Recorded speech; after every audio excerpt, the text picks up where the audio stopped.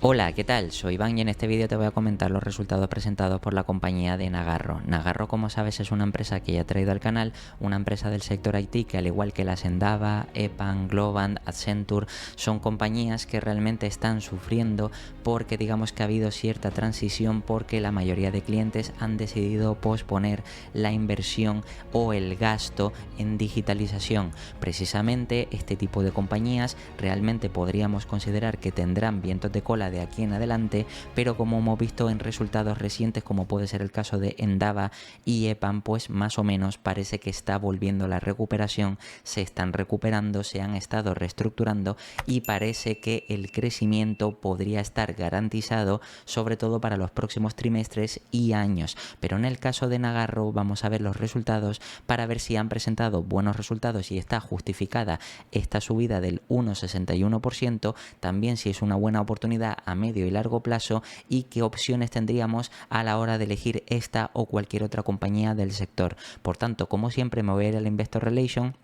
donde por una parte tenemos las noticias o la nota de prensa, que es el resumen, y por otro lado también te traigo aquí un PDF donde podemos extraer más información interesante. En primer lugar, como resumen, aquí podemos ver que en el tercer trimestre de 2024 los ingresos fueron de 242 millones, que creció un 3,7% o un 5,6% en moneda constante desde los 234 anteriores. El crecimiento interanual orgánico de los ingresos para el tercer trimestre de 2024 fue del 5% en moneda constante, lo que se tradujo en un crecimiento interanual orgánico de los ingresos del 3% en términos de euros. Además, Nagarro, ten en cuenta que ha revisado la definición de los costes de ingresos a partir del primer trimestre de 2024, lo que quiere decir que a partir de ahora nos van a presentar, como ya han hecho en trimestres anteriores, digamos que el método nuevo y el método antiguo por el que obtienen beneficios o digamos por el que generan o tienen en cuenta ciertos gastos.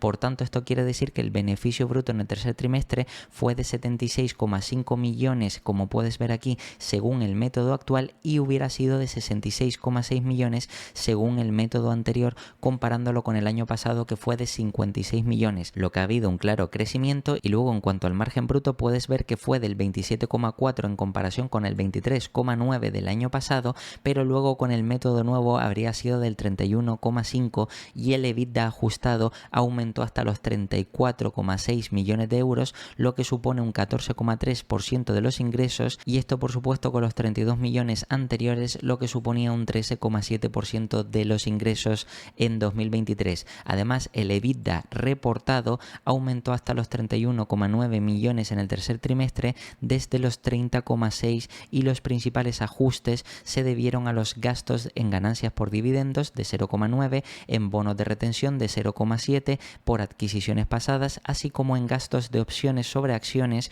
y también el programa de participación de acciones para empleados de 0,6 millones. Por tanto, todos estos ajustes son los que han hecho que haya ese cambio de entre EBITDA y EBITDA ajustado, y en cuanto al EBIT podemos ver que aumentó a 22,6 millones, lo que quiere decir que en comparativa con el año pasado, sobre los 22,1 fue un crecimiento interesante, al mismo tiempo que en cuanto al beneficio neto, que también pasó de 12,6 a 12,8, que es un crecimiento más ligero de forma trimestral. Además, fíjate que la plantilla de la empresa se redujo en 363 personas durante el tercer trimestre de 2024, cosa que esto hay que vigilarlo, porque como sabes, si generalmente una compañía reduce plantilla es porque a lo mejor está viendo que los próximos trimestres o los próximos contratos no va a necesitar tantos empleados, por tanto ya nos puede estar anticipando que los futuros ingresos a corto plazo pueden ser bajos. Esto, como digo, hay que monitorizarlo. Y luego fíjate que a 9 meses también tenemos los resultados, donde de forma resumida han generado en ingresos 725, lo que supone un 5% interanual, o también en moneda constante un 6,1. Luego fíjate que el beneficio bruto sería de 223 millones, márgenes brutos del 30,8% con el método actual, EBITDA ajustado aumentó hasta los 109 millones, lo lo que supone un 15,1% de los ingresos. Luego fíjate que el beneficio neto aumentó hasta los 41,3 y también el beneficio operativo aumentó hasta los 72 millones. Luego fíjate que el saldo en caja, es decir, el cash, aumentó en 30,9 millones hasta los 141 millones y la entrada de efectivo operativa, es decir, el cash flow operativo disponible para hacer diferentes cosas, 64 millones comparado con los 41 que tenían el periodo anterior. Por supuesto, también nos dan más datos adicionales como que los días de ventas pendientes calculados en función de los ingresos trimestrales e incluyendo tanto los activos contractuales como las cuentas por cobrar aumentaron de 84 días a 86 días, es decir que más o menos se mantiene similar el tiempo que tardan en pagar los clientes a la compañía, de 84 a 86. Y además la compañía nos muestra la puntuación de la encuesta de satisfacción, donde podemos ver que a 9 meses es de 62 puntos y lo interesante es que la compañía redujo en 475 profesionales netos a 9 meses en 2024, quedándose con 17.938, lo que, como te decía, esto puede ser síntoma o de que la compañía prevé que la facturación cercana a corto plazo puede ser menor, o también que están optimizando costes despidiendo a plantilla que a lo mejor puede ser innecesaria. Todo esto, como digo, hay que monitorizarlo en los próximos trimestres para ver qué consecuencias tiene esta reducción de plantilla y cómo afecta a la compañía. Y si seguimos leyendo, la compañía o el equipo directivo nos dice que Nagarro sigue creciendo a pesar de las difíciles condiciones de mercado,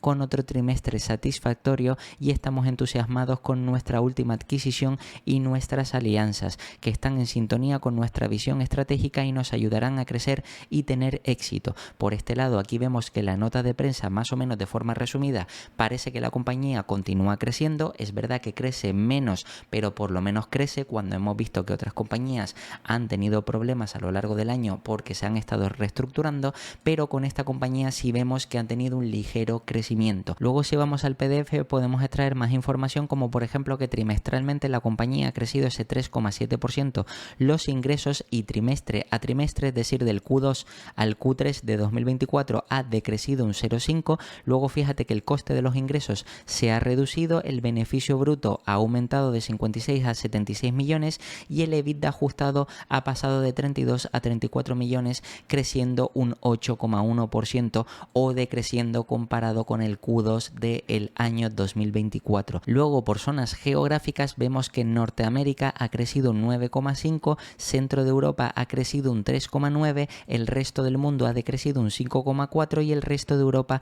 ha crecido un 6,2, cosa que es interesante. Y luego fíjate que por países, Alemania ha crecido un 7,4 y Estados Unidos un 10%, y también por segmento o industria vemos que la industria automóvil, manufactura, industrial ha crecido prácticamente un 1%, energía, materias primas y construcción también ha crecido un 4,2, servicios financieros y aseguradoras ha decrecido un 3,3, esto ya lo hemos visto en otras compañías como es el caso de Endava. Al mismo tiempo, servicios de tecnología horizontal ha decrecido un 11,3%, luego ciencia y salud ha decrecido también un 8,2%, consultorías y también información de negocio un 5,2%, servicios públicos sin ánimo de lucro y empresas de educación ha crecido un impresionante 38% y tiendas retail un 9%, además de telecom, media y entretenimiento que ha crecido un 6% y viajes y logística que ha crecido también un 2,6%.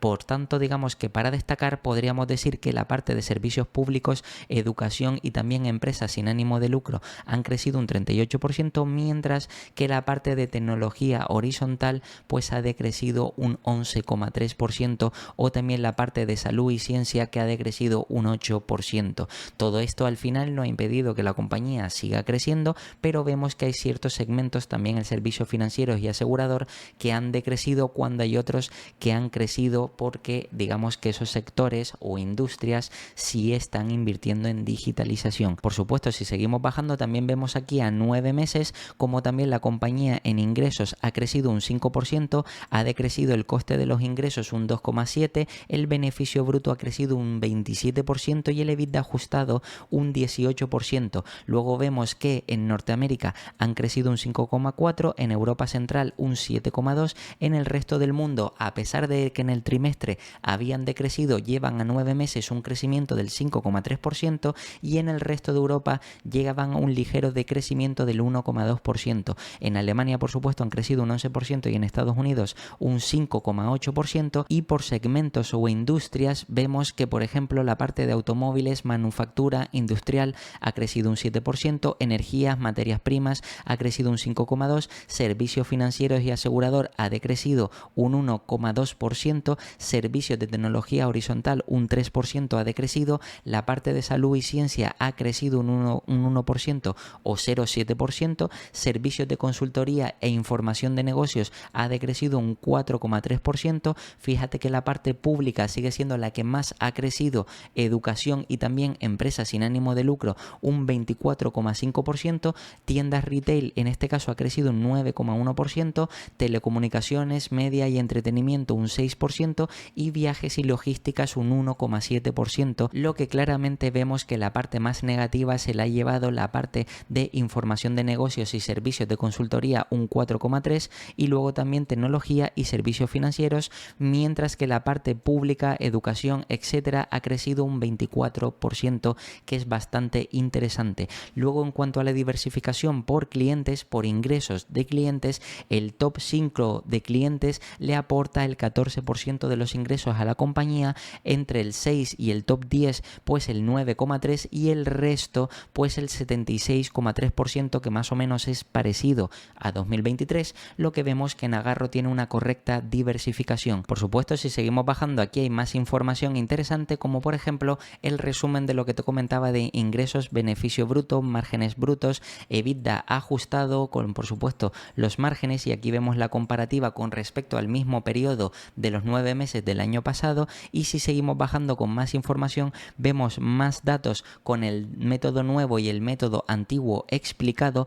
pero por supuesto si bajamos aquí vemos también más ajustes sobre cómo pasan del EBITDA al EBITDA ajustado. En este caso pasan de 100 millones a 109 y podemos ver, por ejemplo, que tienen en cuenta los gastos en stock options, que por ejemplo no es una salida de gasto real, al mismo tiempo otra serie de ajustes para llegar a esos 109 de EBITDA ajustado. Y luego fíjate que las divisas que más han contribuido a los ingresos, aunque también aquí nos hablan de los gastos y del beneficio operativo que son diferentes, pero por ejemplo para los ingresos en dólares y en euros es la que más ha aportado, 290 millones y 266, y luego el resto de divisas, mientras que en este caso para los gastos y también beneficio operativo vemos que han sido diferentes. Lo que esto, como sabes, es importante tenerlo en cuenta para el efecto divisa y cómo puede afectar a la compañía. Y por supuesto, si seguimos bajando, aquí vemos la posición neta financiera al final del periodo, donde si lo hago un poquito más grande para que se pueda ver mejor, vemos los activos, los pasivos y el cash flow, donde por ejemplo para destacar vemos el goodwill que se reduce, también las cuentas por recibir que aumentan de 201 a 226 millones, o la caja que pasa de 110 a 141 millones. En cuanto al pasivo, por ejemplo las deudas bancarias, las deudas del banco o pasivos del banco, pues en este caso de 274 a 280 millones, y luego por ejemplo los alquileres que pasan de 48 a 43 millones. Y en el apartado del cash flow, fíjate que la compañía el año pasado disponía de 41 millones, ahora de 64, y el año pasado destinaron 51 millones a actividades de inversión y 5,4 a las actividades de financiación, mientras que ahora este año, que disponen de 64, han destinado a inversión 6,2 y 25 a financiación, lo que quiere decir que les ha sobrado esos 33 millones, lo que ha hecho que la caja haya aumentado aproximadamente en esa misma proporción. Por supuesto, aquí vemos también más explicación sobre los datos del balance y posición financiera de la compañía, y además aquí nos muestran, por ejemplo, los países que tienen mayor balance, donde vemos que la India tiene 63 millones, esto en euros por supuesto, luego Estados Unidos 16, Alemania 15, luego Emiratos Árabes un 5 millones y Rumanía pues en este caso 5,2 millones. Además, en cuanto a los ratios KPI, o en este caso por ejemplo podemos mirar el ratio de satisfacción del cliente o puntuación del cliente, podemos ver que por ejemplo aquí nos explican que más o menos con respecto al año pasado se ha reducido ligeramente de 92 en el Q1 a 91,8, en el Q2 de 92,6 a 91,9 y en el Q3 vemos que de 93,5 a 91%, lo que más o menos esto deja una puntuación a 9 meses del 91,6%. Y al mismo tiempo, si bajamos bajamos un poquito más, aquí vemos el guidance que nos da la compañía, donde más o menos nos dicen que el guidance anterior que dieron en octubre de 2024, más o menos ellos estimaban unos ingresos que, calculados en moneda constante y sin incluir las adquisiciones, pues serían de 960 millones comparado con los 912 millones de 2023, y ellos más o menos tenían un objetivo de márgenes brutos del 30% con el nuevo método o 26% con el método previo, que esto sería aumentar o incrementar ligeramente con respecto a 2023, con respecto a los 25,8.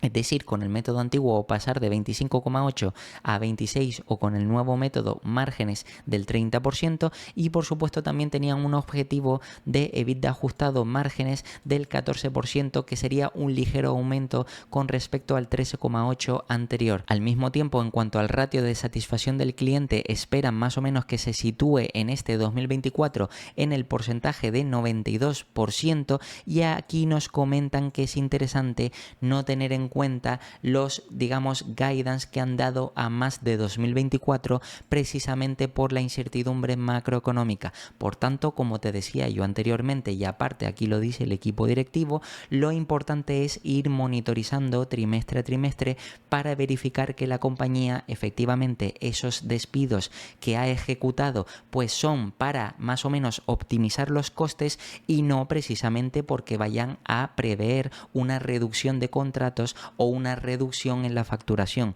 Todo esto, como te digo, hay que vigilarlo para ver que la compañía, a pesar de que estamos en un entorno incierto y sí está creciendo pero ligeramente, debemos verificar que la compañía sigue teniendo la capacidad de ese ligero crecimiento gracias a la eficiencia de costes, y en este caso yo creo que puede ser seguramente que la compañía está intentando optimizar costes para al menos tener un ligero crecimiento. Por supuesto, a medida, como ya te he explicado en el canal, a medida que este sector se vaya a recuperar, los clientes vuelvan a destinar inversión, es decir, gasto en inversión para digitalización, todas estas compañías se van a ir beneficiando. Y ya hemos visto, como te he hablado de EPAM y Endava, que ellos están viendo que esperan un crecimiento para los próximos trimestres debido a las mejoras y aumento de demanda de ciertos clientes, cosa que esto por supuesto puede ser positivo. Además, si seguimos bajando para ver más información sobre la compañía,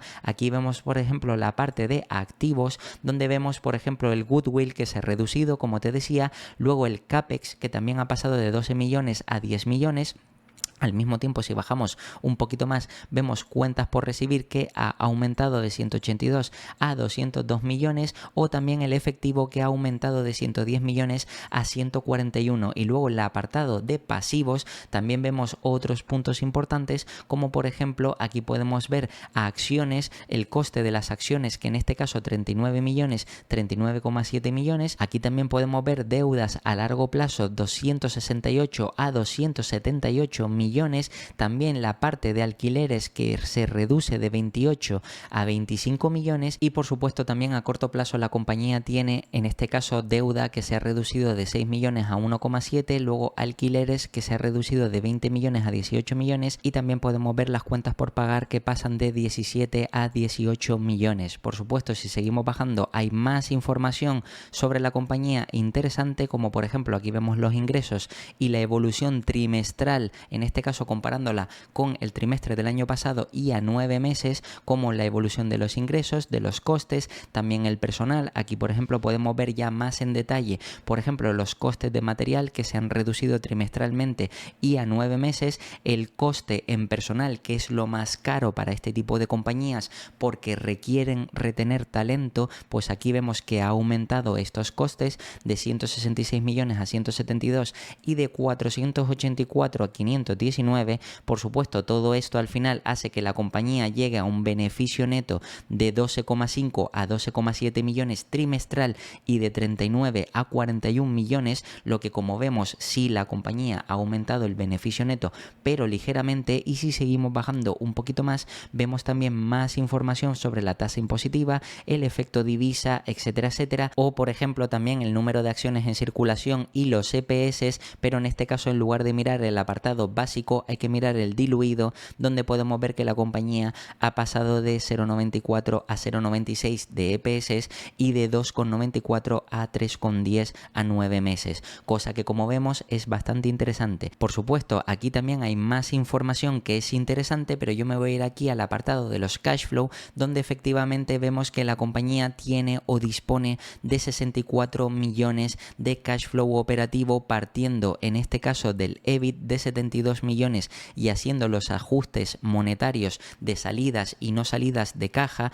Luego, por supuesto, las actividades de inversión, aquí podemos ver que el CAPEX en este caso destinan 3,8 millones frente a los 4,7 anteriores. Al mismo tiempo también aquí en actividades de financiación, aquí por ejemplo fíjate que el año pasado la compañía recompró acciones 29 millones, pero ahora mismo no. Luego en cuanto a deuda bancaria, fíjate que la compañía había solicitado 60 millones, ahora 10,9 millones y ha repagado 3,9 millones frente a los 8,9 del año pasado. Y también fíjate que en cuanto a alquileres, pues ha pagado 18,9 millones frente a los 17 del año pasado y pago de intereses 13,6 millones, lo que hace que a la compañía le terminen sobrando esos 33 millones y por tanto pase de los 107 millones a los 140 millones de efectivo que vimos anteriormente. Por supuesto, aquí hay más ajustes que es interesante que te lo leas o más información, pero yo voy a ir a la parte de valoración en Ticker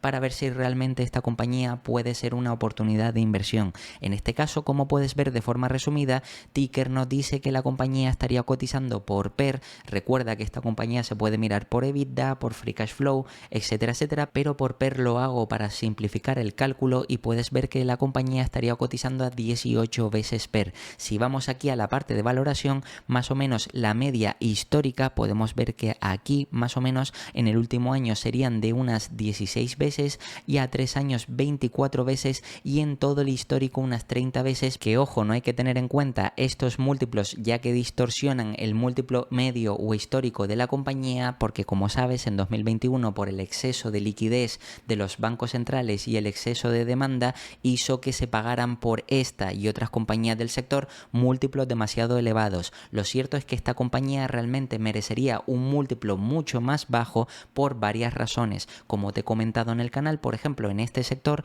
hemos visto que como comparables están las compañías de Globant, Endava, EPAM, Accenture, etcétera, y esas compañías, por ejemplo, el caso de EPAM y el caso de Endava, hemos visto que sí han sido empresas que han pasado por problemas puntuales. En el caso de EPAM, por la parte del conflicto entre Rusia y Ucrania que les ha afectado porque han tenido que aumentar los costes y otra serie de cosas, transicionar o cambiar a parte del equipo, parte de los ingenieros cualificados, han perdido a parte de los clientes, etcétera, etcétera.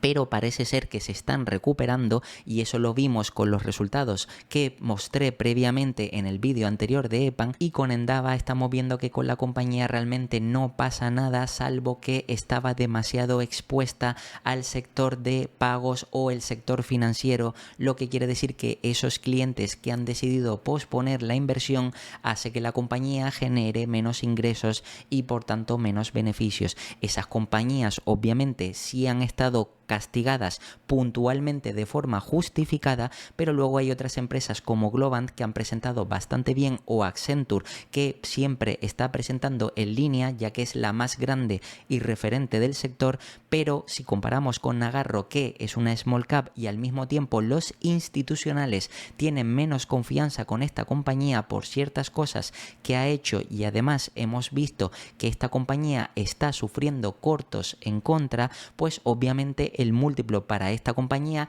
debería ser ligeramente inferior al resto de comparables. Ojo, eso lo estoy diciendo ahora a corto y medio plazo, pero a largo plazo, si la compañía demuestra que va a seguir creciendo, obviamente a largo plazo puede merecer un múltiplo similar al resto de comparables. Por tanto, yo creo que para esta compañía realmente estaría más o menos como múltiplo apropiado unas 20 veces o incluso ligeramente inferior a las 25 veces que, por ejemplo, se le podría asignar a EPAM, a Endava o incluso a Globant, precisamente porque esas compañías, una vez solventen los problemas, sí son compañías que son más predecibles, por lo menos para el mercado y para los institucionales, mientras que Nagarro, como tiene menos histórico, todavía tiene que demostrar. Por tanto, yo creo que para esta compañía unas 20-23 veces más o menos pueden ser múltiplos razonables, que ojo, repito, a largo plazo, si esta compañía hace las cosas bien, perfectamente podría merecer esas 25 veces,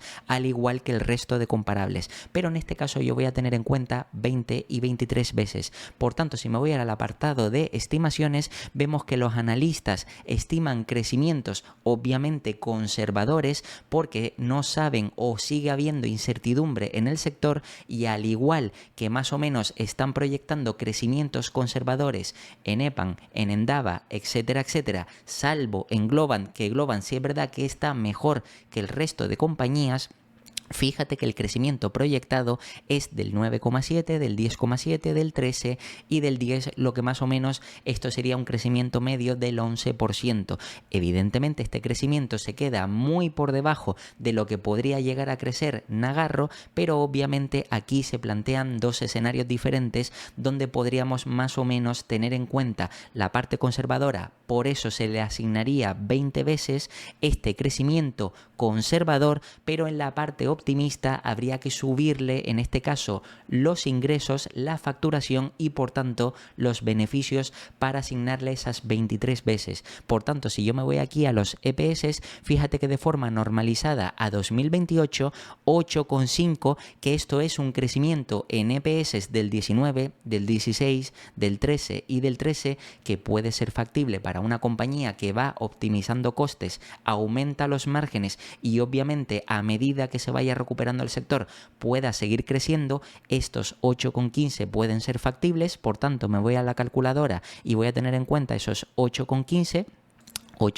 que pongo aquí y esto lo multiplico por 20, fíjate que el precio objetivo sería 163 de forma conservadora para Nagarro a 2028, cuando Nagarro ahora mismo estaría cotizando a 91, pero eso sí, hay que tener en cuenta que si la compañía termina consiguiendo aumentar la facturación un poquito más, ya no voy a decirte 15 ni 20%, sino a lo mejor 12, 13, 14%, eso puede hacer que la compañía termine generando en EPS en lugar de 8,15, a lo mejor 9, 9,50. Yo en este caso un poquito más, 9 de EPS, lo que quiere decir que 9, fíjate si voy aquí y EPS de 9, pero multiplicado por 23, que es el múltiplo razonable y un poquito más optimista que el múltiplo actual, precisamente porque presenta mejores beneficios, mayor crecimiento, etcétera, etcétera, pues la compañía en este escenario podría llegar a 207 de precio objetivo. Todo esto obviamente verificando que la compañía sigue la senda de crecimiento, optimiza los costes, que obviamente la economía se recupera, que los clientes vuelven a reinvertir y que vuelven los vientos de cola, y esto afectaría positivamente, como te decía, tanto a Nagarro como a Endava, como a EPAM, como a Globant, etcétera, etcétera, como a todas las compañías del sector. Por tanto, como ves, que la compañía pase de los 91,45 a prácticamente los 207 significa que a 4 años sería más que doblar nuestra inversión, y por supuesto esto parece una inversión bastante atractiva. No obstante, recuerda que lo importante es verificar que trimestre a trimestre tanto esta compañía como el resto de compañías del sector van cumpliendo con los objetivos del equipo directivo, ya que por una parte tenemos que ver que aumenta la demanda en digitalización de los clientes, es decir, la inversión de los clientes cada vez es mayor y por tanto estas compañías podrán facturar más, y por otro lado que estas compañías van volviendo más eficientes la empresa, optimizando costes, aumentando márgenes, etcétera, etcétera, lo que quiere decir que en ambos escenarios, en el conservador y en el más o menos estándar y optimista, podríamos hacernos una idea de cuál sería el escenario más correcto a medida que vaya pasando trimestre a trimestre. Por supuesto, también se podría dar el caso de que la compañía presentara unos beneficios mayores, por tanto, el mercado estaría dispuesto a pagar múltiplos mayores, yo creo que más cercano a las 20 25 veces, aunque también hay que tener en cuenta que se tienen que pasar los miedos de los institucionales, pero aún así a largo plazo por esta compañía se podrían pagar 25 veces, y si vuelve la senda del crecimiento para todas estas compañías podrías obtener un increíble retorno a largo plazo. Y nada, esto ha sido todo sobre los resultados de Nagarro, y como siempre te voy a dejar aquí 2 vídeos para que sigas aprendiendo. Te puedes suscribir y dejarme un comentario, y nada, nos vemos en el próximo.